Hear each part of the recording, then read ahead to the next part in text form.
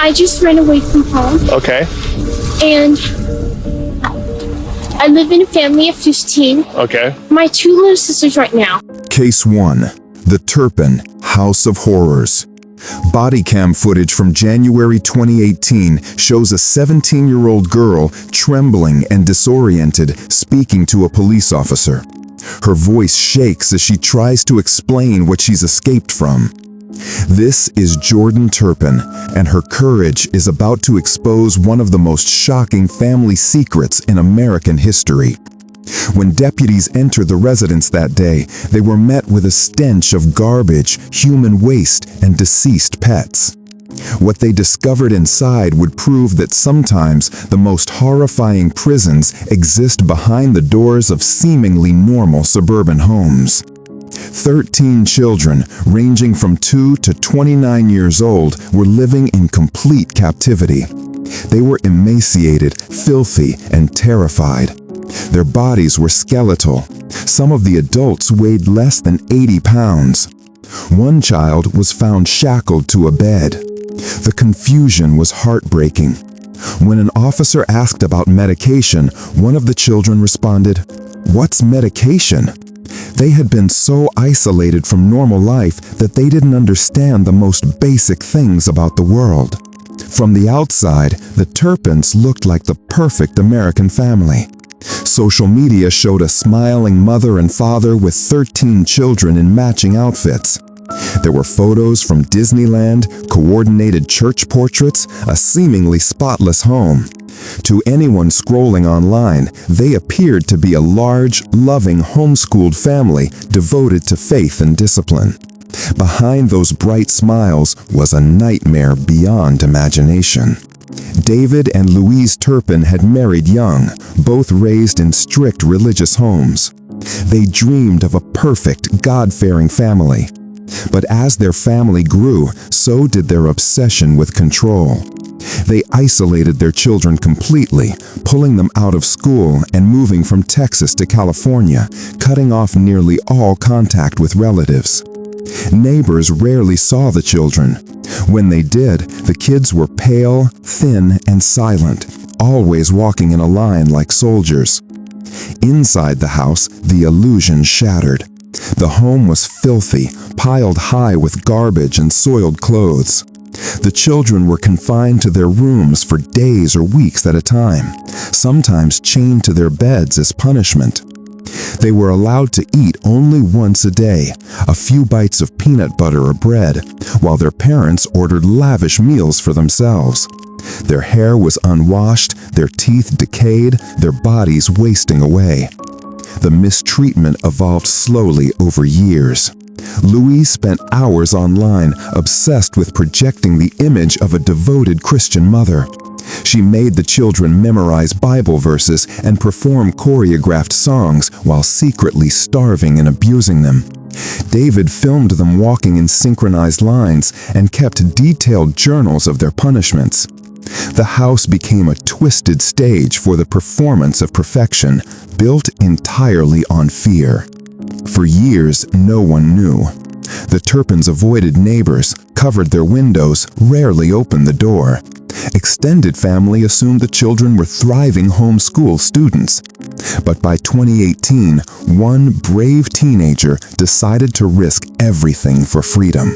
Jordan Turpin had been planning for years.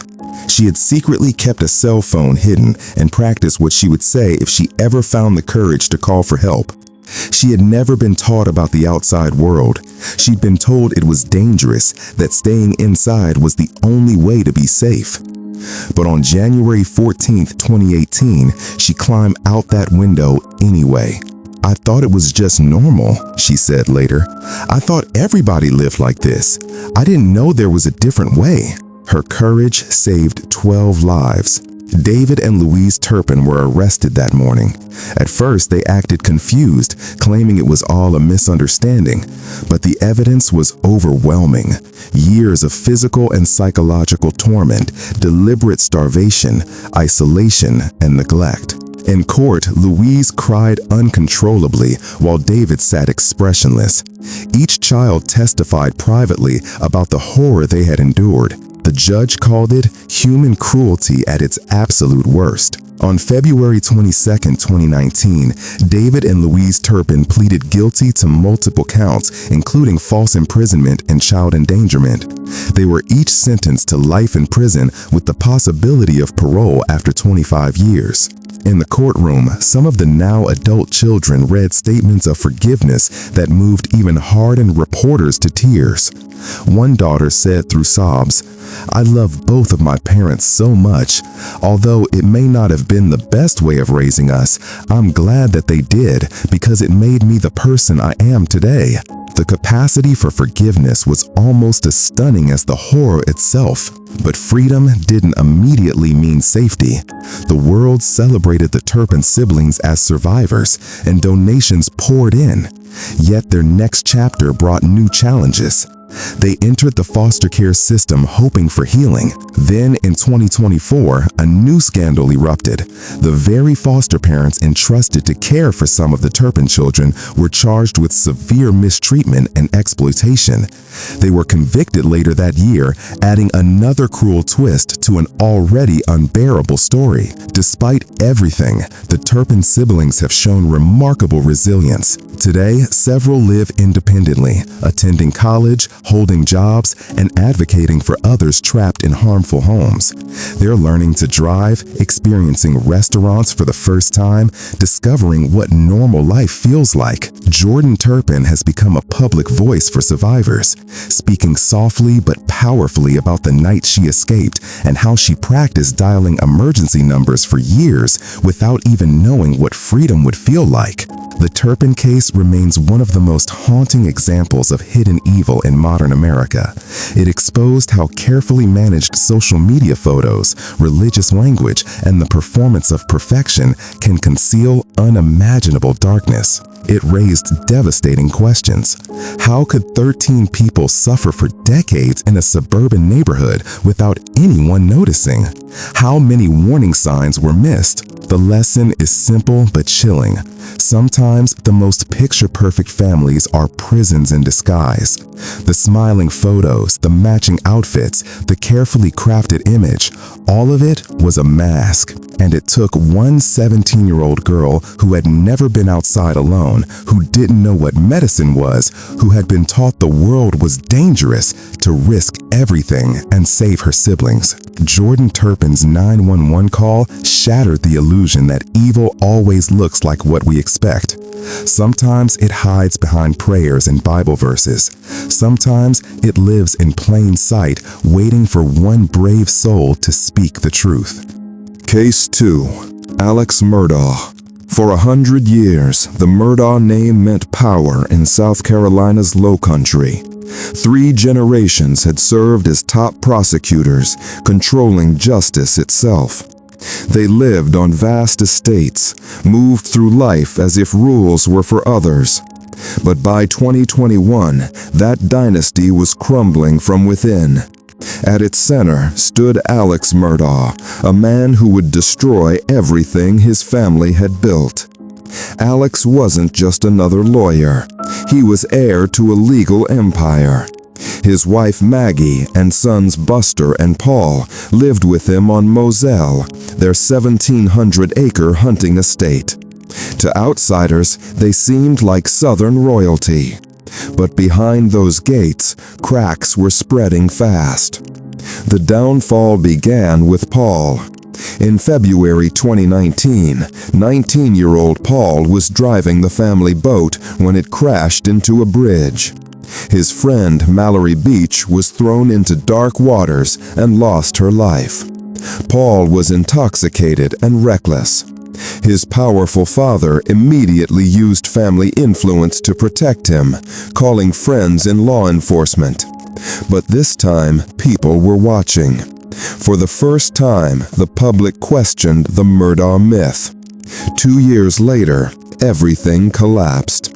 On June 7, 2021, Alex called emergency services in panic. His voice shook as he reported finding his wife and younger son near the dog kennels. When police arrived, they found Maggie and Paul had been fatally shot. The scene was brutal. Alex claimed he'd been visiting his mother. Investigators weren't convinced. At first, the community supported him. They saw a grieving husband and father. But as investigation deepened, truth began surfacing. Within weeks, state police uncovered massive financial crimes and years of theft. Alex had stolen millions from his law firm and clients, including families he'd promised to help. The end came swiftly. Prosecutors believed the actions were desperate moves by a man watching his empire collapse. Alex knew walls were closing in. His firm was about to expose his embezzlement. The lawsuit from Mallory's family threatened to reveal everything. Digital evidence sealed his fate. Cell phone data placed him at the kennels minutes before the fatal events, despite his denials. Most damning was his son's final Snapchat video, capturing Alex's voice in the background, proof he was there when it happened. Confronted with evidence, Alex finally confessed to his financial crimes. He admitted stealing over $9 million from settlements meant for injured clients, widows, and orphans. But he continued denying the violent acts. His defense painted him as a loving family man. The jury disagreed. In March 2023, after a 6-week trial that gripped the nation, Alex Murdaugh was found guilty. He received 2 consecutive life terms. The judge stated, "You've engaged in such duplicity, it's almost staggering." Even behind bars, the story continued. In 2024 and 2025, Murdaugh returned to headlines, pleading guilty to dozens more counts of fraud, theft, and money laundering. The image of the Southern gentleman was gone. In its place stood a symbol of corruption and decay. The case exposed secrets of an entire region, unsolved incidents tied to the family, including a housekeeper's mysterious fall in 2018. Questions lingered about how long this dynasty had evaded justice. Today, Alex Murdaugh sits in a South Carolina state prison serving life without parole. His surviving son, Buster, lives quietly, haunted by the family name. For generations, the Murdaughs ruled the Low Country. But in the end, Alex's empire didn't fall to outsiders. It collapsed under the weight of its own secrets. Case 3. Jean-Claude Romand. For nearly 2 decades, Jean-Claude Romand lived a fabrication so perfect that even his closest family never suspected. To friends, he was a brilliant doctor working at the World Health Organization in Geneva. To neighbors, he was polite, soft-spoken, successful. A family man who drove a nice car and took his children skiing in the Alps. But in January 1993, that calm, respectable image erupted into horror. When his web of deception finally began unraveling, Romand didn't come clean. He eliminated his entire family to keep the illusion intact. The deception began innocently. In 1975, Romand enrolled in medical school at the University of Lyon. He was bright but anxious, terrified of failure. During his second year, he missed an important exam. Rather than face humiliation, he simply pretended he'd passed. He maintained this fabrication year after year. He never graduated, never earned a medical license, never practiced medicine. Yet somehow, he built an entire life around a career that didn't exist. Romand told everyone he joined the World Health Organization, claiming to commute between France and Geneva. Each morning, he left home wearing his white coat and stethoscope, kissed his wife and children goodbye, and drove off. But instead of heading to WHO headquarters, he parked near the border, sat in cafes, walked in woods, and read medical journals to maintain the illusion. At night, he returned home recounting imaginary conferences and diplomatic dinners. Money was the glue holding the fabrication together. To maintain the lifestyle of a high-level physician, Romand began manipulating those closest to him. He convinced friends and relatives to invest in Swiss financial accounts he claimed to manage through WHO. In reality, he was pocketing their money to fund his own life. He lived off these deceptions for 18 years, taking from his parents, his in-laws, and his best friends, all while pretending to cure diseases and save lives. By early 1990s, the facade was crumbling. Friends grew suspicious when they realized they'd never seen his office, his co-workers, or even his name on any official WHO list. His wife Florence started asking questions. Then a business associate demanded proof of an investment, money Romand no longer had. Cornered, desperate, and terrified of exposure, he made the most horrifying decision of all. On January 9, 1993, Jean-Claude Romand executed the illusion's final act. In early morning, inside their elegant home in the village of Prevessin-Moens, he attacked Florence as she slept. Then he moved to his children's bedrooms. 10-year-old Antoine and 7-year-old Caroline were asleep when he ended their lives. He covered their bodies neatly as if putting them to rest before driving to his parents' house nearby. There, he took both their lives as well. After the actions, Romand returned home, scattered pills around the floor, poured gasoline, and set the house on fire. He intended to perish in the blaze, but fire crews arrived too quickly. They found him unconscious but alive, pulled from the burning ruin of his once perfect life. The investigation revealed staggering truth. Romand had no medical degree, no job, no affiliation with the World Health Organization. His business trips were hours spent aimlessly driving through back roads, eating alone in highway restaurants, sometimes sleeping in his car. The money he'd stolen from family and friends, over 1 million francs, was gone. When interrogated, Romand claimed he'd loved his family too much to let them face the shame of his exposure. Psychiatrists described him as a man trapped in a fantasy so deep he could no longer tell truth from fabrication. They called his case pathological deception turned fatal. The French public was captivated by the story. A man who'd built an entire world out of imagination, then burned it to ash to avoid truth. His trial in 1996 became a national obsession. Prosecutors called him a man who acted not in rage, but in fear of being ordinary. The courtroom was silent as he finally spoke. "I could not face the collapse of the image I had built. I loved them too much to let them see me as I am." The jury was unmoved. Jean-Claude Romand was convicted of 5 counts and sentenced to life in prison with no possibility of parole for 22 years. In 2019, after 26 years in prison, Romand was quietly released on parole under strict supervision. He moved into a monastery-run facility near Lyon, working in silence and anonymity. Jean-Claude Romand's story endures because it forces an impossible question. How far will a person go to protect a fabrication?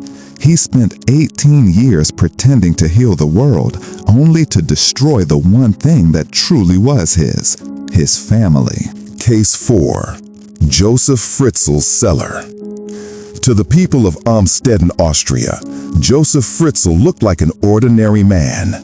He was a retired engineer, a landlord, a husband, father, and grandfather.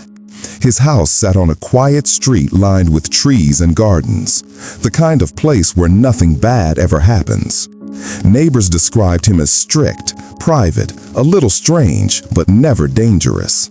They had no idea that beneath that tidy suburban home was one of the most horrifying secrets in modern history, a secret that stayed hidden for 24 years. In 1984, Fritzl's 18-year-old daughter Elizabeth vanished. Her parents reported her missing, claiming she'd run away to join a religious group. Police believed them.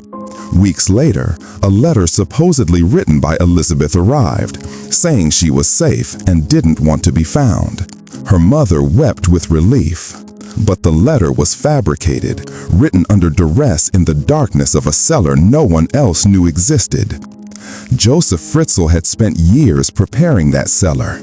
Behind the heavy steel door in his basement was a labyrinth of hidden rooms, a soundproof underground space equipped with a bed, small bathroom, stove, and no windows.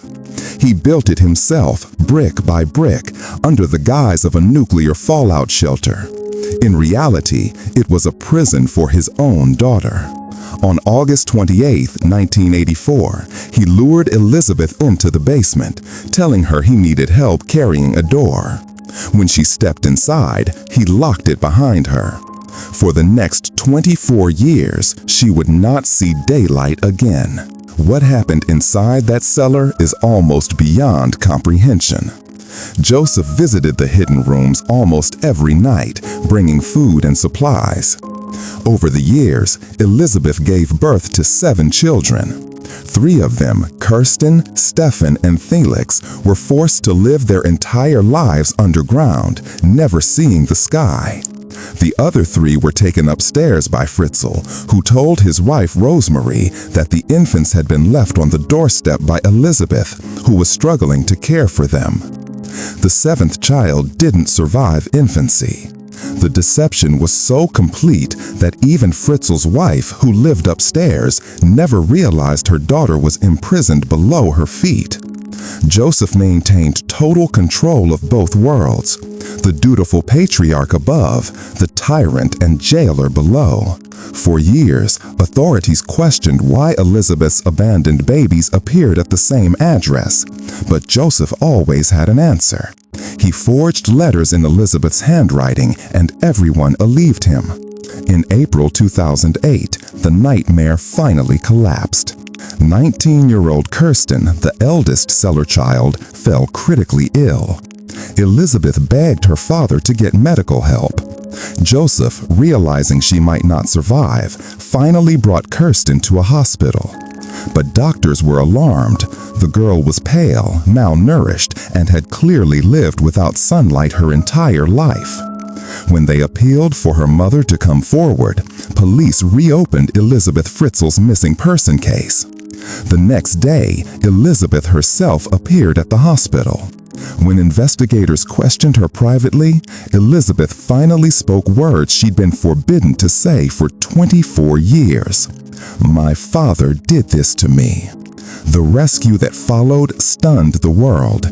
Police raided the house, uncovered the hidden entrance, and descended into the maze of narrow rooms. Inside were the remnants of 2 decades of captivity. Children's drawings, old toys, a tiny sink, and a television that had been their only window to the outside world. When confronted, Josef Fritzl confessed without hesitation. He said he'd acted out of a twisted fantasy and claimed he'd tried to create a family underground. The confession chilled even seasoned detectives. In 2009, Fritzl was charged with numerous serious offenses and pled guilty. He was sentenced to life in a secure psychiatric facility. His wife, Rosemary, immediately divorced him. Elizabeth and her surviving children were relocated under new identities. The story shook Austria to its core. The idea that such horror could unfold in a quiet neighborhood beneath an ordinary home forced a nation to confront the limits of what evil can hide behind normality. In 2024 and 2025, Austrian courts rejected his requests to move from psychiatric confinement to a regular prison, citing ongoing danger and signs of manipulation. He remains under maximum security. For Elizabeth, now in her late 50s, freedom has meant anonymity. She reportedly lives under an assumed name, surrounded by her children, protected from the world that once consumed her story. Case 5. Chris Coleman. Chris Coleman had what many would call a dream life. A beautiful wife, 2 young sons, a 6-figure salary, and a home in an upscale Illinois neighborhood. By all appearances, he was the model of faith and family. He worked as head of security for Joyce Meyer Ministries, one of America's largest televangelist empires, traveling the world alongside preachers, spreading messages of love, forgiveness, and moral integrity. But behind that Christian image was a man suffocating under his own hypocrisy, a man who would end his family's lives to protect the illusion of righteousness. Chris and Cherie Coleman were high school sweethearts. They met as teenagers in Chester, Illinois, fell in love, and married young. Cherie was lively, loyal, and deeply religious. They had 2 sons, Gavin and Garrett, ages 9 and 11. To outsiders, they seemed perfect, the kind of family people in their church pointed to as an example of God's blessings. But beneath the smiles, resentment was growing. Cherie wanted a deeper connection, a husband who shared his heart. Chris wanted out. Working for Joyce Meyer gave him prestige, travel, and power, but the job also pulled him away from his family and eventually into the arms of another woman. By 2008, Chris was having an affair with a woman named Tara Lentz, a friend of Cherie's from Florida. Messages later revealed he told Tara he planned to divorce Cherie and marry her. But as months passed, it became clear he didn't want to lose his job, his reputation, or the money that came with his image as a family man. Then came the threats. In late 2008, Chris began receiving disturbing emails, messages warning that his work with Joyce Meyer was making someone angry. "Tell Chris his family is gone," one read. "I am going to end them all." The threats escalated in tone and frequency. Chris went to his bosses, even showing them the emails. They took it seriously. But investigators later noted that the language sounded oddly familiar, like something written by Chris himself. On May 5, 2009, just before dawn, police in Columbia, Illinois, received an emergency call. Chris Coleman said he couldn't reach his wife or sons. He claimed he was worried something had happened to them. Officers arrived minutes later and broke into the house. What they found inside was every detective's nightmare. Cherie, Gavin, and Garrett were gone, taken in their beds. The walls of the home were covered in spray-painted messages. It looked like the work of a religious fanatic. But within hours, the evidence pointed somewhere far closer. Detectives immediately noticed inconsistencies. Chris had claimed to leave for the gym at 5:43 a.m., but neighbor security cameras showed his red Ford Edge still in the driveway later. Phone records contradicted his story. Handwriting experts determined that the threat notes, both the spray-painted messages and the earlier emails, had been written by the same person, Chris Coleman. The motive was chilling in its simplicity. Chris wanted a new life with his mistress, but divorce would have cost him everything. He feared losing his job with Joyce Meyer Ministries, an organization that promoted family values and the lifestyle it afforded. In his mind, ending their lives was easier than honesty. In the days that followed, the illusion collapsed completely. Tara Lentz told police that Chris had promised they'd be married by June 2009, barely a month after the tragedy. He'd even booked a trip to Hawaii for them. Detectives later found photos of the couple together on his phone, taken while his wife and children were still alive. Prosecutors laid out the evidence with devastating clarity. Chris had staged the entire crime scene to make it look like an attack from an outsider. But the handwriting, the timeline, and the technology all betrayed him. His own cell phone's GPS placed him near the house when he claimed to be at the gym. The trial drew national attention.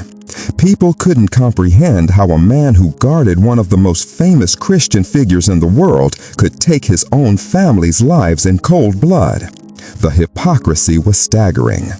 On May 5, 2011, exactly 2 years after the events, the jury found Chris Coleman guilty on all counts. The verdict came after just 11 hours of deliberation. Cherie's family wept as the judge sentenced him to life in prison without the possibility of parole. He showed no emotion. Joyce Meyer herself later testified that she would never have fired Chris for divorcing, a revelation that made his actions even more senseless. In 2013, the Illinois Appellate Court upheld his conviction. The Supreme Court declined to hear his appeal, closing the final door on a man who had once stood at the front lines of a global church.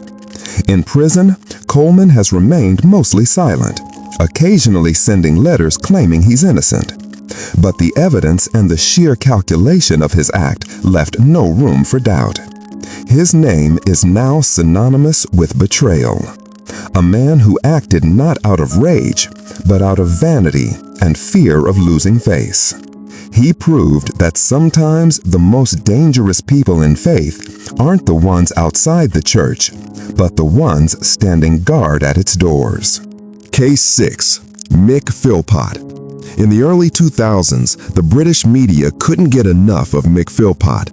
He was the father of 17 children, living with his wife Marriott, his mistress, and a rotating cast of offspring in a chaotic but seemingly loving household. Tabloids called him Mr. Britain's Big Family. He appeared on daytime television shows, smiling and boastful, complaining about the pressures of raising such a large family on government benefits.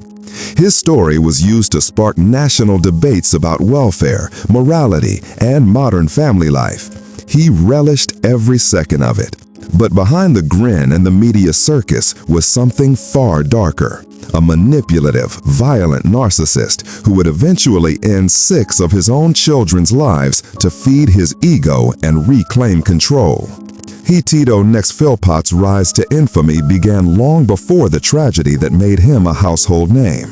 Born in 1956 in Derby, England, he grew up violent and controlling. As a teenager, he attacked one girlfriend with a hammer and seriously harmed another when she tried to leave him. That pattern of control would define his life. By his 40s, Mick had built what he called a perfect family unit. He lived in a council house with his wife Marriott and their children, plus his mistress Lisa Willis and the 5 children he had with her. He presented it as an unconventional but happy arrangement. He had no job but lived comfortably on benefits, proudly claiming that raising his family was his work. He liked the attention it brought him. He was a self-styled celebrity of Britain's tabloid culture, bragging about his lifestyle. But in early 2012, everything began to unravel. Lisa Willis finally left him, taking her 5 children with her after years of emotional and physical mistreatment. For Mick, it wasn't love that was lost. It was control. He couldn't stand the idea that a woman had escaped his dominance, and worse, that the public might see him as weak. He tried to manipulate the situation, demanding her return, filing custody claims, and making wild threats. When none of it worked, he began plotting a way to win sympathy and attention once again. His plan was shocking in its simplicity and cruelty. Mick decided to stage a house fire. The goal was to frame Lisa for trying to harm his family, making him appear as a grieving hero and restoring his public image. He recruited his wife Marriott and their friend Paul Mosley to help him set the fire, believing they could ignite it, alert neighbors, and rescue the children in time. But like everything Mick Philpott ever did, it was driven by ego, not logic, and the plan went horribly wrong. In the early hours of May 11, 2012, flames tore through the Philpott family home in Derby. Inside were 6 sleeping children: Jade, John, Jack, Jesse, Jaden, and Dwayne, aged 5 to 13. Thick smoke filled the bedrooms within seconds. Neighbors awoke to screams as Mick and Marie ran outside, shouting that their children were trapped. Cameras captured him crying hysterically in the street as firefighters tried desperately to reach the kids. But the fire spread too fast. All 6 children perished from smoke inhalation. The nation mourned. Donations poured in. Mick appeared on television weeping, holding his head in his hands, saying, "I tried so hard to save them." For a moment, it worked. He was once again the center of national attention. But detectives quickly grew suspicious. His grief looked theatrical. His story kept changing. And the fire investigation revealed something damning. The blaze had started from inside, near the house's main doorway, using petrol. There was no sign of forced entry. Within weeks, the truth emerged. Police discovered surveillance footage of Mick and Marie buying petrol the day before the fire. Witnesses said they'd bragged about a plan. Under questioning, the story fell apart. During the trial, prosecutors described Mick Philpott as a man motivated by greed and self-obsession. They showed how he manipulated every woman in his life, using them for control and money. When Lisa left, his twisted ego couldn't accept losing his status as the dominant patriarch. So he used the only leverage he had left, his children. Marie, who had long been under Mick's psychological control, broke down during questioning. She confessed that they had planned to start the fire as a hoax and raised the alarm too late. The court listened in disbelief as prosecutors read her statement. 6 children gone because their father wanted to look like a victim. The verdict was unanimous. On April 4, 2013, Mick Philpott was found guilty and sentenced to life in prison with a minimum of 15 years. Marie and Paul Mosley were each sentenced to 17 years. As the judge read the sentence, Mick smirked, still incapable of seeing the horror he'd caused. The public reaction was explosive. The story became a mirror for Britain's anxieties about class, welfare, and moral decay. In the years since, Mick Philpott has remained behind bars, occasionally surfacing in tabloid headlines for violent incidents and prison altercations. His remaining family members have disowned him. A man who turned tragedy into spectacle and burned his own legacy to ashes. Case 7. John List. On paper, John Emil List was the embodiment of middle-class respectability. A devout Lutheran, a quiet accountant, a husband, a father of 3, and a man who attended church every Sunday in his pressed suit. He lived with his family in a 19-room Victorian mansion called Breeznole in Westfield, New Jersey, an elegant symbol of success. To the neighbors, the Lists were traditional, disciplined, and moral. But in November 1971, that same husband and father methodically ended his entire family's lives, then vanished for nearly 2 decades, leaving behind a letter that read like a sermon from darkness. John List was born in 1925 in Michigan to strict German-American parents. His father drilled into him the values of discipline, religion, and control, values that became obsessions. After serving in World War II, List earned a business degree, married a widow named Helen, and built what seemed like the perfect suburban life. They had 3 children, Patricia, John Jr., and Frederick. Outwardly, they were wholesome and faithful, but inside the home, everything was collapsing.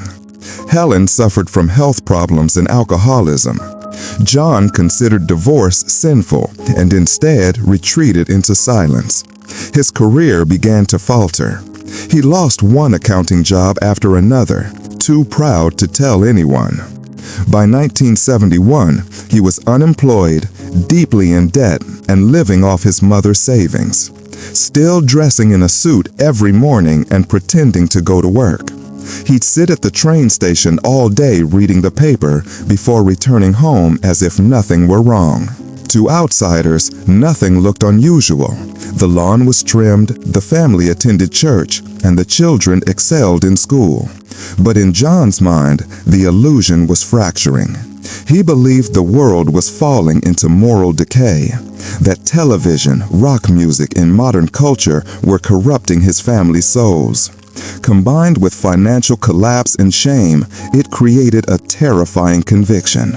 He thought God wanted him to save his family from spiritual ruin.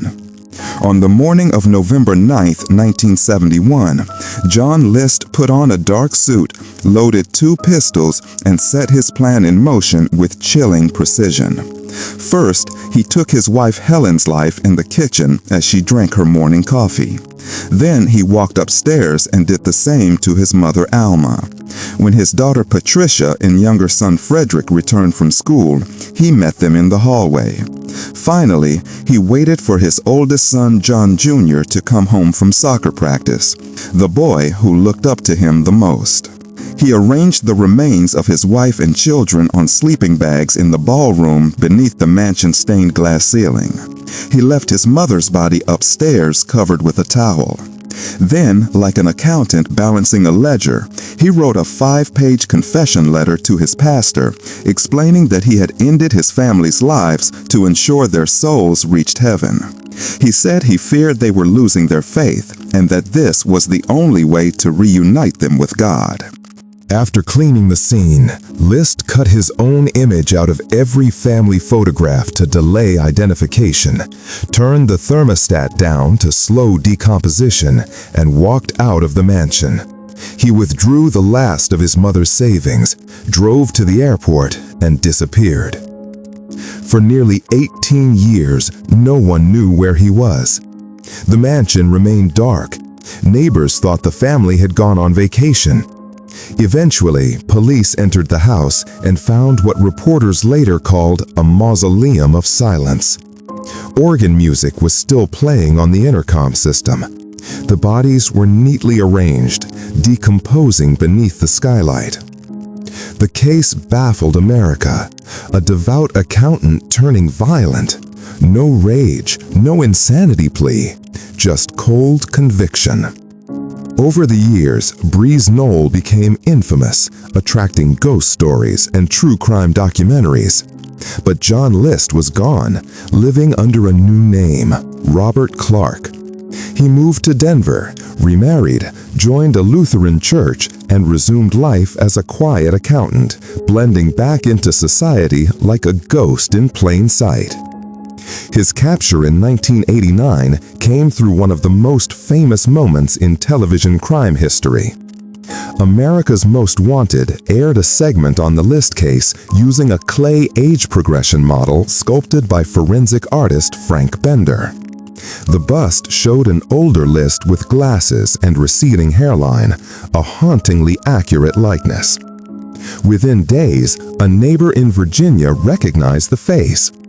Police arrested Robert Clark, who calmly admitted his real name after questioning. He said simply, "Yes, I am John List." During his 1990 trial, the defense argued he was mentally ill, suffering from obsessive religious delusions. But the jury saw a man who planned every detail. They found him guilty. The judge, visibly shaken, said, "You planned and carried out the most methodical and cold-blooded actions in this state's history." He was sentenced to 5 consecutive life terms. List never showed real remorse. In interviews years later, he said he regretted the loss of life, but insisted that ending his family's lives had been the only way to save them. He passed away in prison in 2008 at age 82, a man who went to his grave believing he had done God's work. The Breeze Knoll mansion burned down mysteriously in 1972, erasing the physical evidence of what happened there. But the moral scar remained. John List's name became shorthand for domestic hypocrisy, the devout father who acted in the name of salvation. Case 8. Dennis B.T.K. Rader. In the small city of Wichita, Kansas, Dennis Rader was the kind of man people trusted. He was a church council president, a Boy Scout troop leader, a compliance officer for the local government. He had a wife, 2 children, and a tidy suburban home decorated with family photos and Bible verses. He mowed his lawn, waved to neighbors, and attended Sunday service without fail. To everyone around him, he was the definition of order and decency. But beneath that wholesome exterior lived one of the most calculating serial killers in American history. A man who called himself BTK, short for Bind, Torture, Kill. Rader's double life began in 1974. At the time, he was working for a home security company, a job that gave him access to people's houses and detailed understanding of how they protected themselves. That same year, he chose his first victims, the Otero family. On January 15th, he broke into their home in broad daylight, armed and calm. By the end of the morning, both parents and 2 of their children were gone. The brutality shocked Wichita, a quiet, conservative city where people left their doors unlocked. But Rader wasn't finished. He wanted more than violence. He wanted recognition. He wrote taunting letters to police and newspapers detailing the incident and demanding they call him by the name he'd created, BTK. In those letters, he laid out his twisted code as if it were a signature. Over the next 3 decades, BTK became a phantom in Kansas. He took more lives, choosing victims at random, young women, mothers, even an older widow. He would stalk them for weeks, memorize their routines, and strike when they were alone. Yet even as the acts continued, Dennis Rader's public life thrived. He married Paula Dietz in 1971, became a father, and worked as a strict but respected city employee. At church, he read scripture and led prayers. At home, he played the role of a loving father. He blended in perfectly. His ability to appear normal was his greatest disguise. He planned every detail, documenting each incident in meticulous notes and sketches. He took trophies from his victims, small items he would keep hidden in a locked space inside his house. When he couldn't act, he fantasized, writing detailed stories and photographing himself bound in ropes, recreating his actions in secret.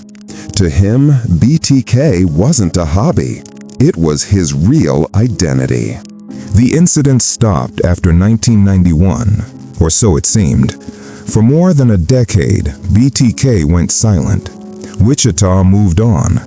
Rader kept up the illusion, continuing his job as a city compliance officer, ironically enforcing neighborhood codes about trash, lawns, and property upkeep. People found him bossy, even arrogant, but no one saw the monster behind the rules. His children grew up. His church appointed him president of the council. The city forgot the name BTK. Then in 2004, 30 years after the first incidents, Wichita's local newspaper published a story on the anniversary of the Otero case. It speculated that BTK was likely gone or imprisoned. That article woke him up. He couldn't stand being forgotten. Rader began sending new letters and packages to the media, bragging about old incidents and including photos, drawings, and even items taken from victims' homes decades earlier. He taunted investigators, convinced he was still smarter than them. But this time, technology had caught up. In 2005, BTK sent a floppy disk to a local TV station, asking police if they could trace it and trusting their answer when they said no. They lied. The metadata on the disk led straight to a computer at Christ Lutheran Church, used by none other than Dennis Rader. Within days, police confirmed the DNA match through samples taken from his daughter's medical records. The mask of the respectable family man shattered overnight. On February 25, 2005, officers surrounded his car and arrested him without incident. When asked if he knew why, Rader calmly replied, "I have suspicions why." In interrogation, he spoke for 30 hours, describing each incident in chilling detail, emotionless and proud. Detectives said he recounted his actions like a man reading grocery lists, methodical, cold, and completely devoid of empathy. The public shock was absolute. Wichita's church-going family man, the scout leader, the code enforcer, the friendly neighbor, had been BTK all along. His wife filed for divorce immediately. His daughter Carrie was left to reconcile the father she loved with the criminal the world now knew. Rader himself showed no remorse. In court, when asked why he did it, he answered bluntly, "I had this fantasy life. I had to live it out." On June 27, 2005, Dennis Rader pleaded guilty to 10 counts of first-degree charges. He gave a detailed, almost clinical confession, describing how he stalked and harmed his victims. He was sentenced to 10 consecutive life terms, a total of 175 years without the possibility of parole. But even in prison, Rader continued to crave attention. He wrote letters to journalists, toyed with criminologists, and later admitted he enjoyed watching documentaries about himself. His daughter Carrie Rawson eventually spoke out publicly, becoming an advocate for survivors and the families of criminals. In recent years, Rader has resurfaced in headlines again. Between 2023 and 2025, cold case investigators in Kansas and Oklahoma reopened several unsolved disappearances with possible BTK links, searching his old writings and property for clues. Even decades later, his presence continues to haunt law enforcement, a reminder that evil can hide in plain sight for far longer than anyone imagines. He proved that monsters don't always wear masks. Sometimes they wear wedding rings, read the Bible at dinner, and teach their children to say their prayers. Case 9. Ruby Franke. For years, Ruby Franke was the internet's model mom. Millions of viewers tuned in to her YouTube channel, 8 Passengers, where she filmed her 6 children's daily lives in their spotless Utah home. The videos looked wholesome. Family prayers, chore charts, discipline lessons, bedtime stories. She preached about structure, faith, and tough love. To her loyal audience, she was a beacon of parenting wisdom. But off-camera, the discipline became cruelty. And in 2023, the perfect Mormon mother from YouTube was exposed as one of the most disturbing child mistreatment cases in modern America.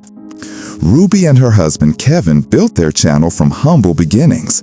They joined the wave of family vloggers, parents who documented every moment of domestic life.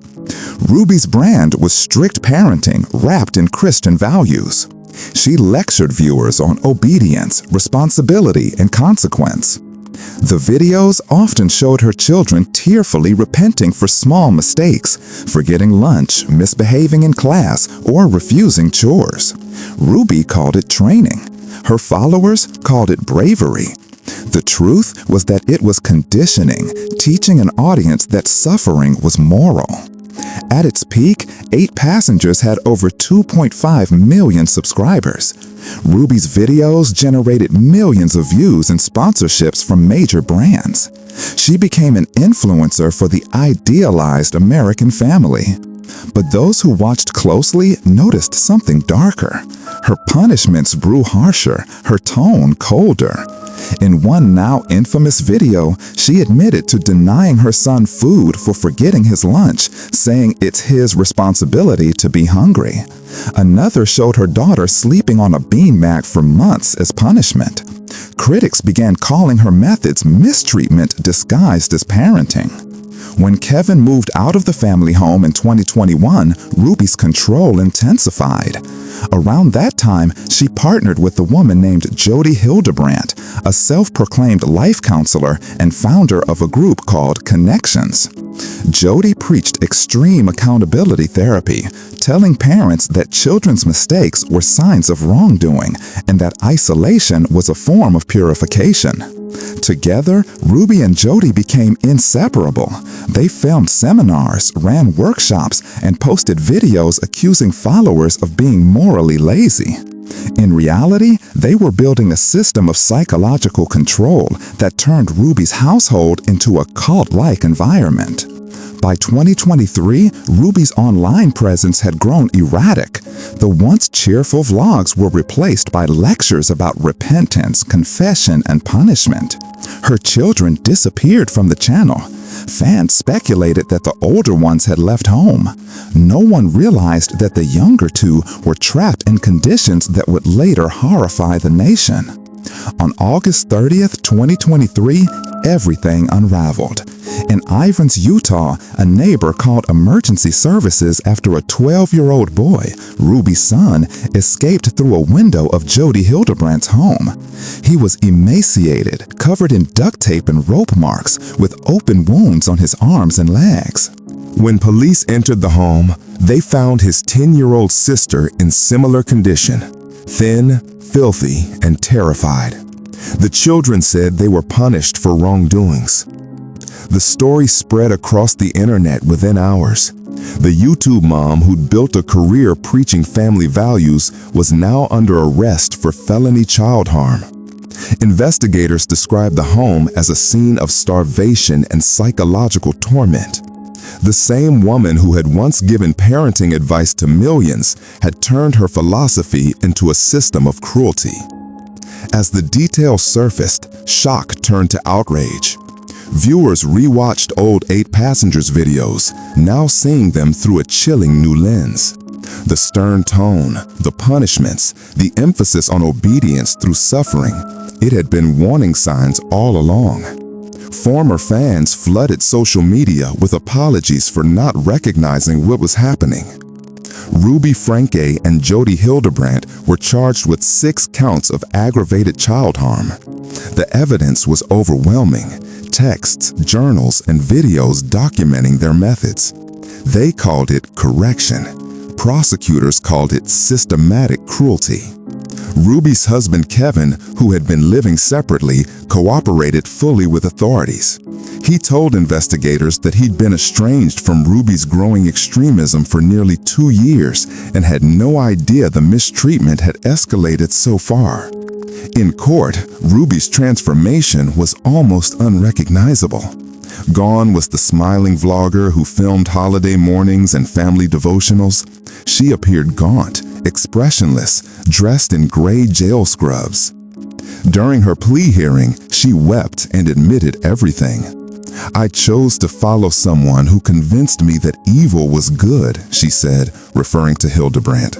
"My actions caused unimaginable harm. I was deceived, but I also deceived myself."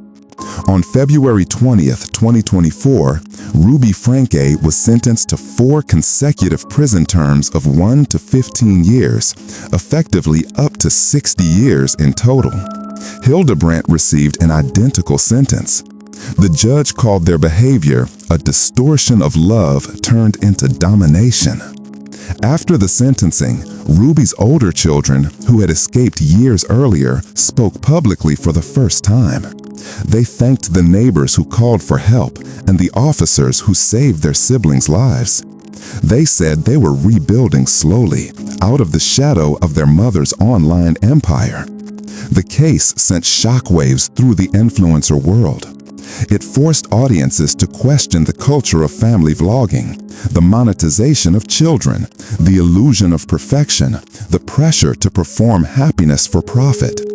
Ruby Franke's fall wasn't just the story of a mother gone wrong. It was the story of an entire culture that rewards appearance over empathy, a warning that the camera doesn't always tell the truth. They are the smiling parents, the picture-perfect couples, the ones who hid cruelty behind wedding rings and family portraits. Their secrets destroyed generations, proving that even the most ordinary homes can conceal unimaginable darkness.